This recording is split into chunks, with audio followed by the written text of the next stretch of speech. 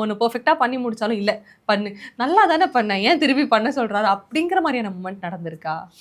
அப்படின்ற மாதிரியான மூமெண்ட் வந்து நடக்கலை. பட் சார் வந்து ஓகேன்னு சொல்லி எனக்கு இன்னும் பெட்டராக பண்ணியிருக்கலாம்னு தோன்ற மாதிரியான சீன்ஸ் இருந்திருக்கு. ஓகே. உங்களுக்கு தோணும், அப்படியே பட் சாருக்கு ஓகே.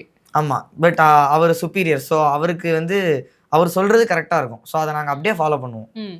ஏன்னா எனக்கு வந்து தனியாக ட்ரெயினர் இருந்தார் இந்த படத்துக்கு. ஸோ அவர் கொடுக்குற இன்புட்ஸை நான் எடுத்துப்பேன்.